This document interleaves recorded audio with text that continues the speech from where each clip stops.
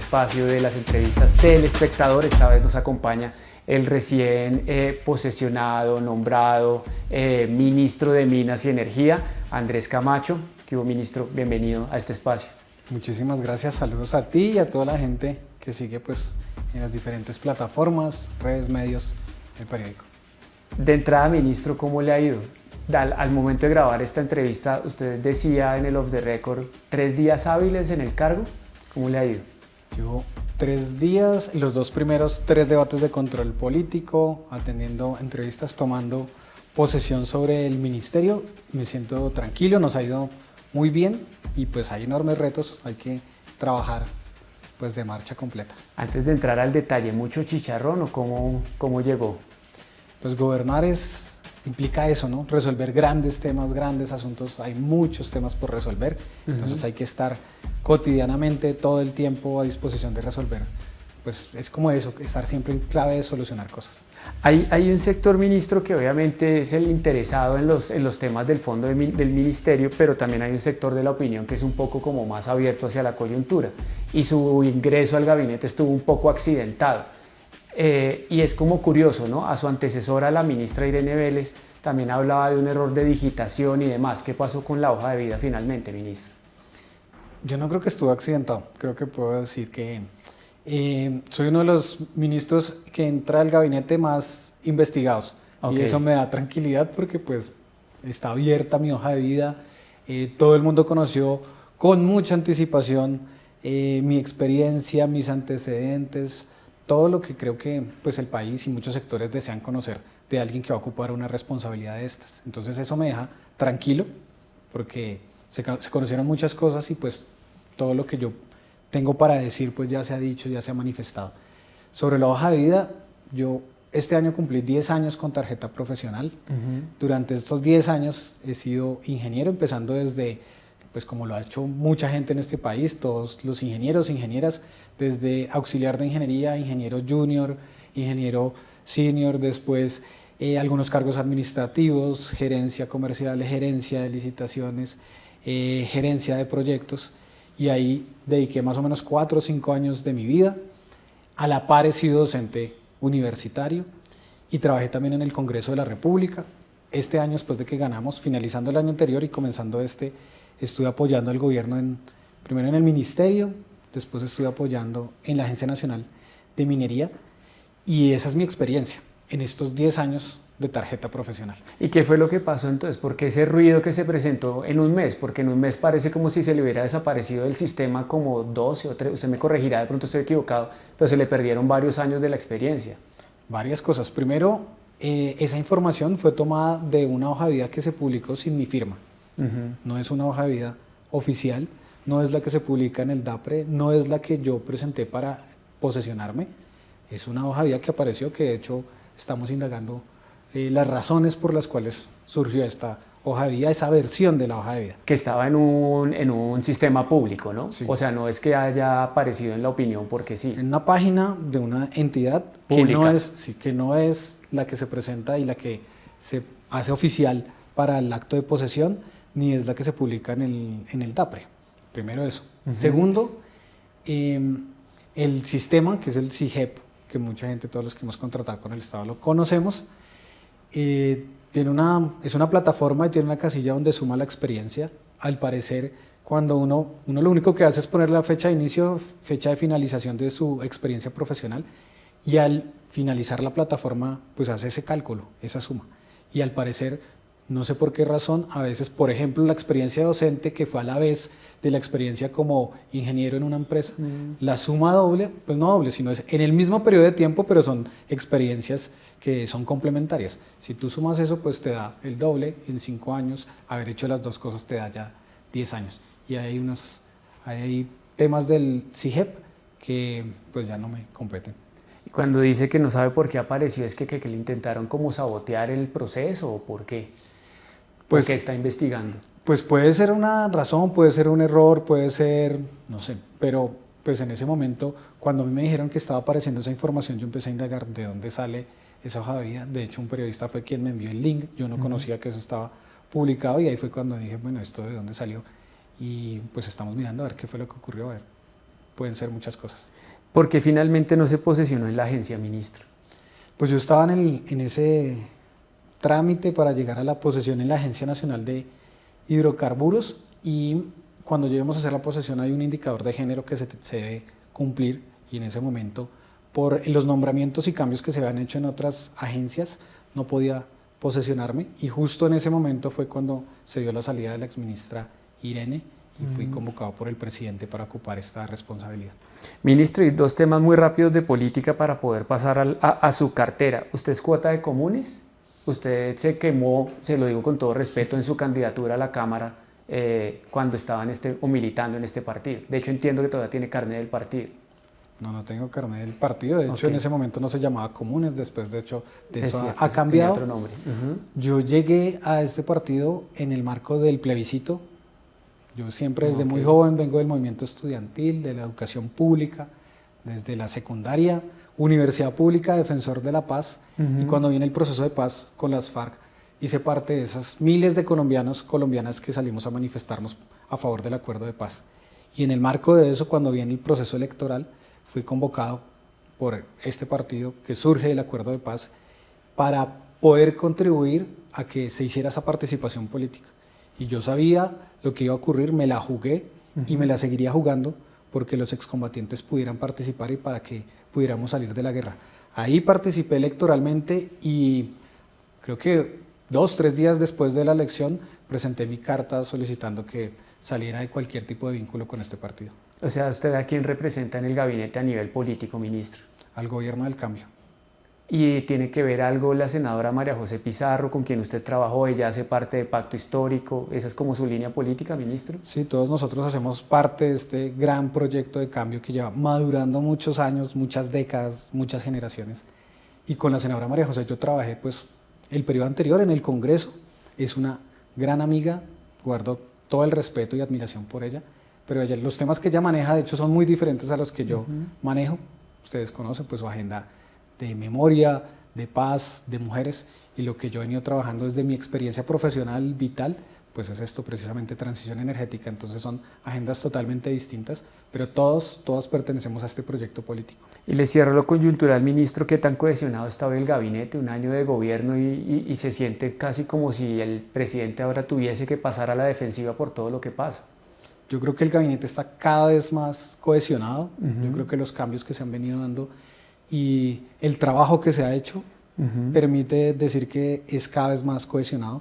Creo que el 7 de agosto hicimos una manifestación y un pronunciamiento público, el gabinete de respaldo al presidente, al Gobierno del Cambio, y ese es un mensaje muy importante de la cohesión que hemos ganado en el gabinete para gobernar este país y para resolver los grandes asuntos. Sus críticos, no los suyos, sino los del gobierno, dicen que el gabinete como que se radicalizó más que se cohesionó. ¿Sí es así?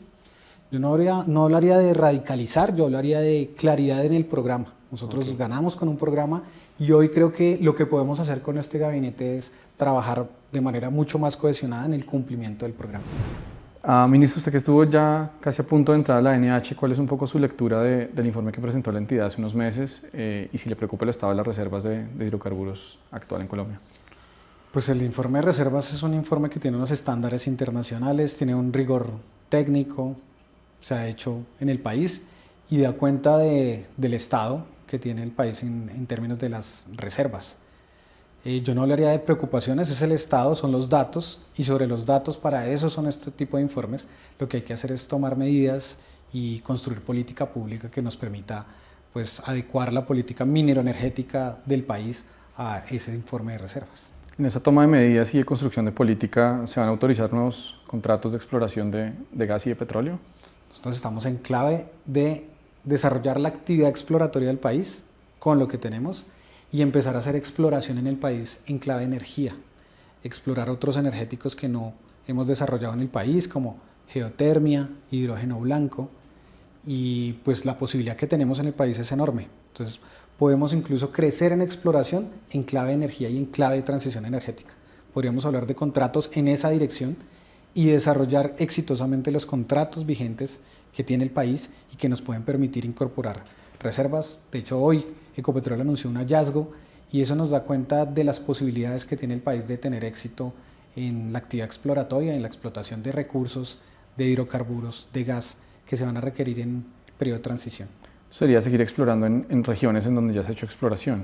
Sí, hay que seguir explorando. Creemos que con los contratos tenemos todas las posibilidades y en la medida de poder ampliar, vamos a ir transitando, precisamente esa es la transición energética, empezar a buscar otros energéticos, como lo mencionaba, geotermia, hidrógeno y desarrollar nuevos energéticos para el periodo de transición, que es el objetivo final de nuestra apuesta de gobierno. ¿Tiene algún futuro el fracking en el país? El fracking, pues ya hay una decisión del Congreso y cualquier definición y cualquier debate que se quiera dar alrededor del tema tendría que ser saldado en el Congreso, entonces yo creo que por ahora está cerrado. Okay. Desde su visión, ¿qué papel tiene el gas en la transición energética? Tanto el gas como el petróleo son combustibles fósiles que van a seguir existiendo y que tenemos que gestionar mientras logramos su sustitución. Entonces, la transición energética es con gas, es con petróleo, pero nuestra apuesta es ir reduciendo la dependencia del país con estos combustibles. Van a seguir existiendo, los vamos a seguir necesitando, entonces en ese sentido hay que seguir trabajando por el uso, el desarrollo, mientras vamos haciendo el proceso de sustitución. En eso consiste la transición. En estos días justamente el DANE nos informó de los datos de inflación de julio y en ello se ve pues, que el transporte y obviamente el peso de los combustibles ha ido subiendo en esa ecuación vía los aumentos que ha ido haciendo el gobierno en la gasolina corriente. Lo que le quiero preguntar ahí es cuándo se espera comenzar a ajustar las clavijas en términos de la CPM, del diésel, para seguir reduciendo el déficit que tiene el FEPEC. Alrededor del diésel no hay ninguna decisión del gobierno. Las medidas que se han adoptado buscan reducir el déficit en el FEPEC, especialmente en gasolina, pero pues hay otras medidas económicas que se han venido adoptando por parte de este gobierno que buscan aliviar y mejorar las condiciones de vida de la gente. Todo el país lo conoce, se ha logrado una reducción de la inflación, se ha logrado revaluar el peso, se ha logrado incrementar el salario mínimo y todas esas son medidas económicas que buscan garantizar, a la par que reducimos déficit, poder hacer inversión social en las cosas que necesita el país, en los sectores que necesita el país, como por ejemplo transición energética. Ahora que hablaba de otras medidas, ¿qué cambios también se han ido pensando para reevaluar la fórmula con la cual se calculan los precios de los combustibles? Hace unos meses justamente se hablaba de unas mesas técnicas que se iban a hacer para comenzar a discutir cómo hacer lluvia de ideas entre las posibilidades técnicas y económicas que se puede hacer con eso. Entonces la pregunta es un poco como si ha pasado algo con esas mesas o qué se tiene sobre valga la redundancia, sobre la mesa de ideas para reevaluar ese tema.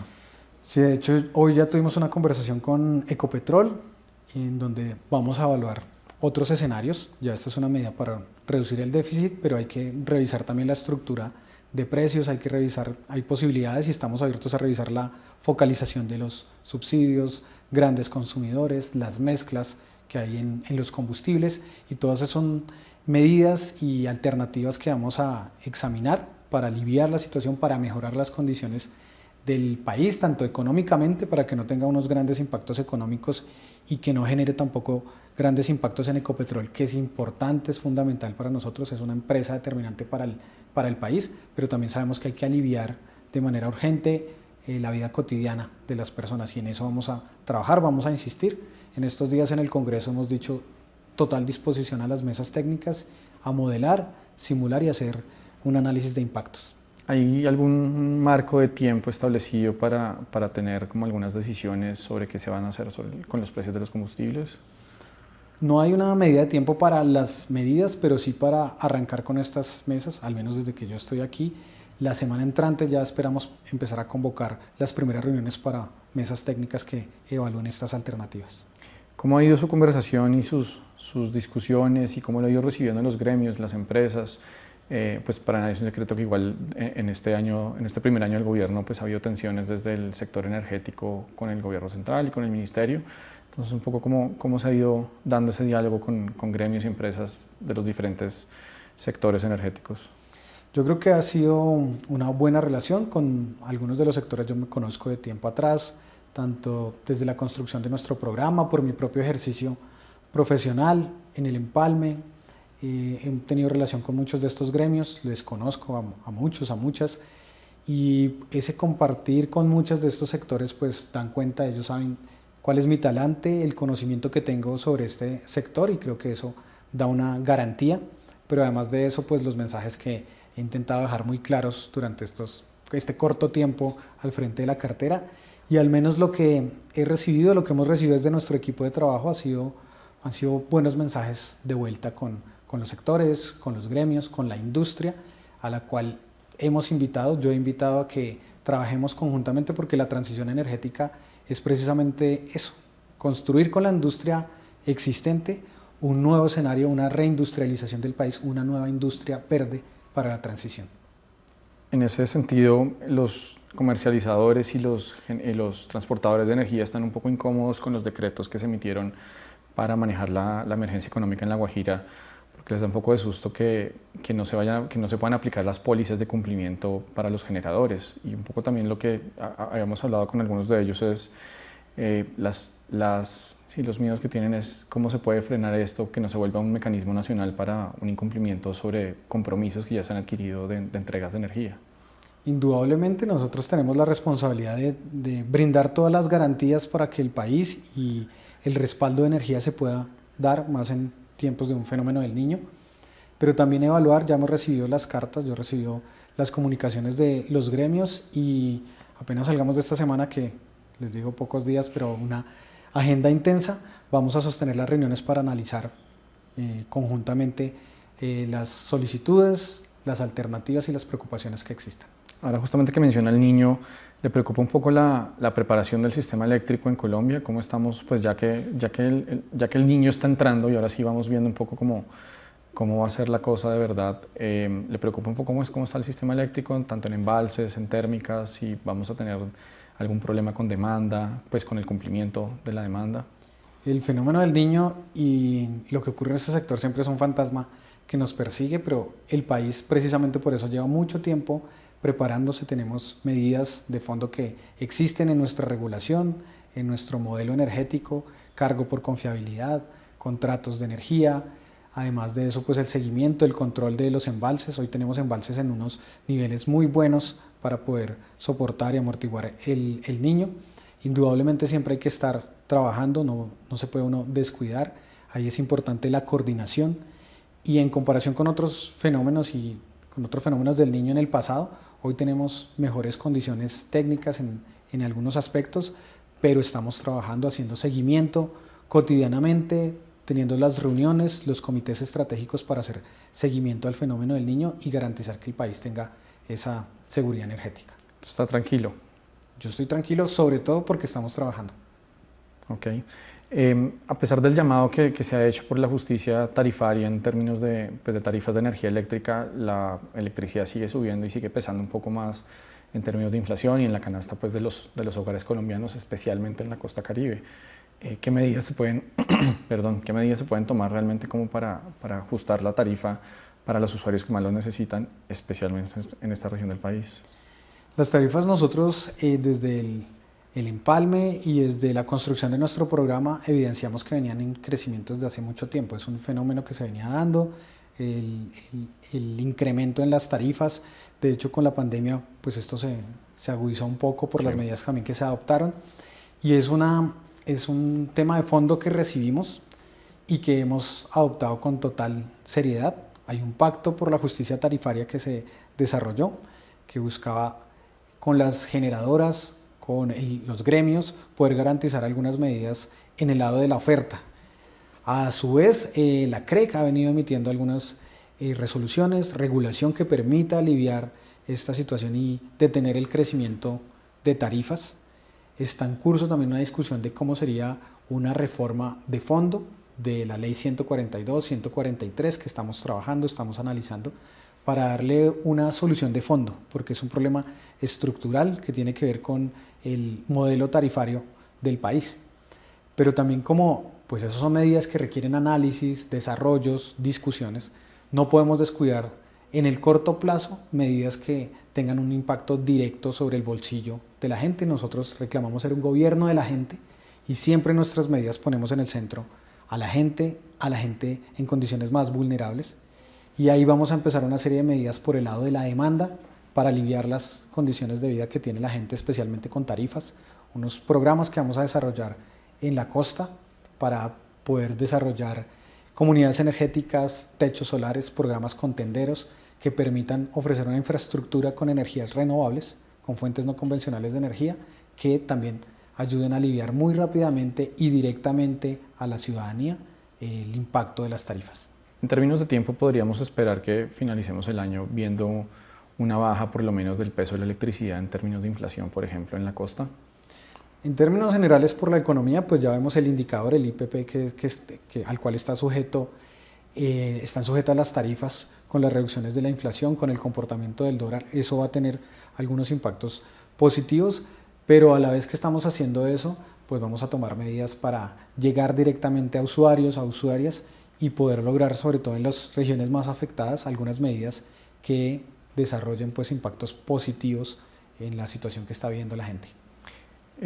Quería hablar un poco de energía renovable también. Ahora que el gobierno estuvo sesionando desde La Guajira, se vieron unos avances muy importantes, por ejemplo en la colectora, avances en temas que estaban un poco detenidos allí, pero a pesar de eso, igual en Guajira y en otros departamentos, proyectos grandes de energía renovable se han visto un poco golpeados por varias situaciones. Temas que vienen pues también pegados un poco a logística post-pandemia, temas de orden público. Entonces la pregunta un poco es ¿cómo va el avance de estas energías de cara a la transición energética? Yo he mencionado una cifra que me dio la ministra Susana, como mamá de Ambiente. Durante 4 años del gobierno anterior se otorgaron 20 licencias ambientales para proyectos de energías renovables. Durante un año de este gobierno llevamos 15.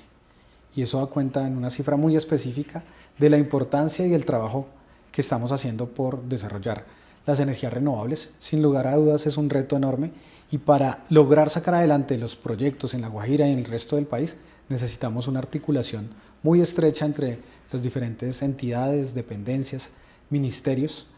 Yo he insistido en esa idea, la transición energética no es del Ministerio de Minas y Energía, la transición energética es de la sociedad e implica la articulación de varios ministerios que tenemos que trabajar de manera muy articulada, integral, para poder resolver todos estos asuntos. De fondo, parte de lo que nosotros recibimos son errores, por llamarlo de alguna manera, frente al modelo de relacionamiento social y ambiental con las comunidades en donde estamos desarrollando proyectos de energías renovables. Lo que estamos haciendo desde este gobierno también es modificar y cambiar ese paradigma de relacionamiento con las comunidades para garantizar justicia energética, para garantizar justicia ambiental y lograr precisamente por esa vía desarrollar la transición y los proyectos que necesita el país. Cuando habla de errores en el relacionamiento con las comunidades, ¿a qué se refiere exactamente? ¿Necesitamos mejores reglas para temas de consultas previas? ¿Son temas desde las empresas, desde las comunidades, desde ambos actores? Un poco como para entenderlo, porque pues, al final se han parado muchos proyectos. Yo creo que hay varios factores. Por ejemplo, muchos proyectos en los que se dejaba a las empresas desarrollar las consultas previas, se dejaban como a la deriva un poco y no hay un correcto acompañamiento para esa relación con las comunidades. Por otra parte, una relación un poco de imposición con las comunidades, sin contar a veces con la voz de la gente, de sus aspiraciones y incluso algunos manejos sobre el desarrollo de las consultas previas. Nosotros venimos a resolver muchas de esas situaciones y a poner en el centro de esta discusión también a la gente. Por eso hemos llamado a esta transición energética justa, porque tiene que hacer justicia con la gente, garantizar que tengan condiciones de vida dignas, que tengan acceso a la energía, que tengan pues muchos de los derechos que han sido negados históricamente y que también garantice justicia con los territorios, porque hay muchos lugares de nuestro país, muchos territorios de los cuales estamos sacando energía, pero esos territorios no están recibiendo lo que deberían recibir en términos de derechos y pues es parte del modelo de relacionamiento que hemos llegado a cambiar. Antes hablaba de articulación efectiva entre las diferentes pues, cabezas de la política del Estado. ¿Cómo está su relación con los otros ministros, especialmente, por ejemplo, con Ambiente, con Minas? La ministra Vélez tuvo algunos choques, por ejemplo, con el exministro Campo. ¿Cómo está su diálogo con esas carteras pues, que son vitales también para que esta cartera funcione? Pues con varios ministras me conozco de hace algunos años. Como les decía, yo pertenezco a este proyecto político hace años, a pesar de que estoy de los más jóvenes en el gabinete, pero les conozco y ahí hay una relación de confianza. Hemos desarrollado iniciativas conjuntas de tiempo atrás y a partir de mi llegada pues yo he estado haciendo una tarea también de relacionamiento, de conversar, de expresarles mi opinión sobre lo que desde esta cartera debemos hacer y expresamente esta posición de sacar adelante la transición energética de manera integrada, que no es una tarea únicamente del Ministerio de Minas y Energía, donde sí tenemos un liderazgo, donde tenemos que poner la pauta de los hitos y los escenarios que estamos viendo para la transición, pero que tenemos que trabajar conjuntamente. Entonces, el relacionamiento con ministros, ministras, pues va muy bien y yo creo que va a funcionar de aquí en adelante para que saquemos avante los grandes asuntos, especialmente la transición. Justo esta semana el sector minero está un poco como con los pelos de punta, si lo podemos decir así, por un borrador de decreto que está saliendo pues, por el lado del Ministerio de Ambiente, un poco ¿qué tiene para decirle al sector pues, en esa relación, un poco en esa tensión que se está comenzando a generar por ese borrador de documento? Pues en el tema minero nosotros tenemos una regulación que ya cumple más o menos 20, 22 años y hay muchos asuntos que resolver de lo que teníamos, del pasado, de la trayectoria de esa regulación y ese marco normativo que hay que resolver. Sin lugar a dudas, cuando uno entra a resolver estos asuntos, como la mayoría de temas que estamos resolviendo de este gobierno, que son asuntos estructurales, que son asuntos de fondo, por eso hemos dicho, eso es el cambio, indudablemente pues generan discusiones, generan debates, hay diferentes argumentos, pero sobre eso lo hemos sostenido, yo lo he mencionado, estamos totalmente abiertos al diálogo, al trabajo, a la reflexión y a la búsqueda de alternativas.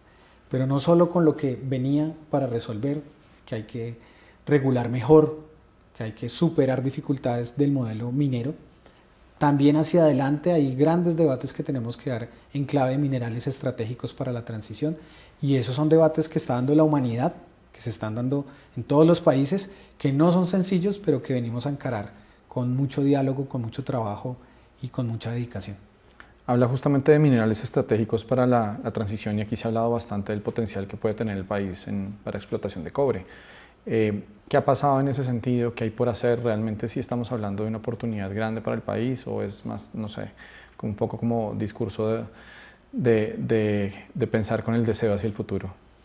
Yo diría que hay dos grandes retos, muchos retos, pero mencionaría dos. De una parte, nosotros necesitamos, y es uno de los pilares de la transición energética, necesitamos conocimiento. Y el país todavía tiene muchas dificultades para tener conocimiento sobre lo que tenemos, sobre el suelo, el subsuelo, sobre nuestros recursos. Y ahí, por ejemplo, el Servicio Geológico Colombiano, las universidades, la ciencia es determinante para que tengamos el conocimiento necesario que nos permita tomar decisiones y avanzar en lo que es la transición. Y ese es un enorme reto donde muchos sectores, muchos gremios, mucha gente tiene cosas que decir, cosas que hacer. Pero por el otro lado, precisamente para no repetir los errores del pasado, de un modelo minero que generó también contradicciones, desigualdades, que generó conflictos, hacia adelante pensando en una minería de transición, una minería estratégica, no podemos repetir esos errores. Y ahí tenemos que diseñar un modelo normativo, un código que nos permita, una ley minera, un modelo marco normativo que permita resolver los problemas del pasado, pero que hacia adelante podamos avisorar las dificultades y las conflictividades que se avecinan y tengamos las herramientas para sobresalir después de enfrentarlas. ¿Qué papel tiene en ese futuro minero la exploración y la explotación de carbón, también como en el trasfondo de transición energética? Pues hay que distinguir los tipos de carbón, ¿no? Tenemos un carbón térmico, tenemos un carbón metalúrgico. El mercado internacional del carbón está teniendo unos comportamientos. Nosotros tenemos una fuerte exportación de carbón térmico, pero pues también tenemos carbón metalúrgico y esos comportamientos internacionales nos dan unos escenarios que de hecho desde este ministerio ya están publicados en lo que es la hoja de ruta de la transición, en donde hay que tomar unas medidas para que el país no quede a la deriva y que podamos estar preparados por los impactos económicos que puede tener el comportamiento internacional del mercado del carbón.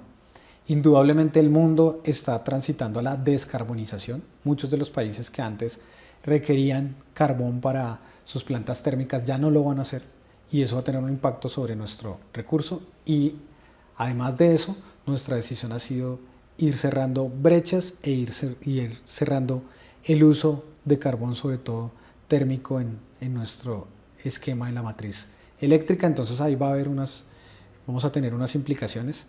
Por el lado del carbón metalúrgico, este es un mineral importante para producir acero, para producir otras cosas, y pensando en clave de transición energética vamos a necesitar algunos, pues específicamente carbón, para la reindustrialización del país. Entonces hay escenarios distintos, pero para cada uno de ellos nos estamos preparando. ¿En dónde quedan las comunidades que dependen o que están impactadas económicamente por la exploración de carbón, especialmente térmico, y pues principalmente en el norte y mucho también en el centro del país?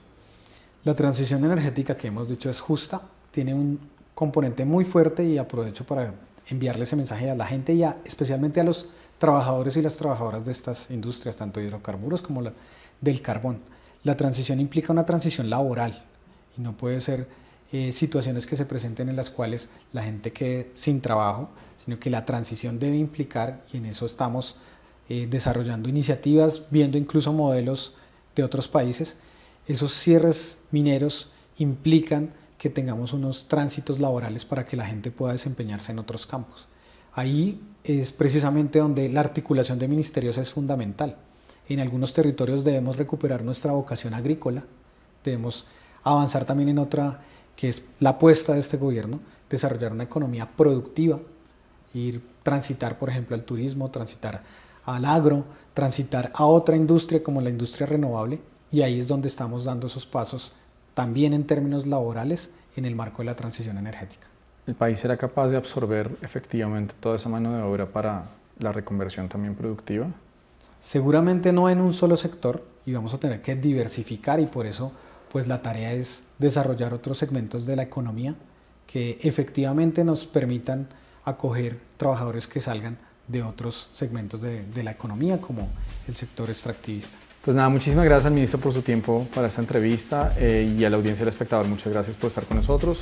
En nuestro portal pueden consultar también otro tipo de contenido con otros altos funcionarios del gobierno y pues para estar pendientes no solamente de transición energética, sino de el resto de las movidas políticas y económicas en el país.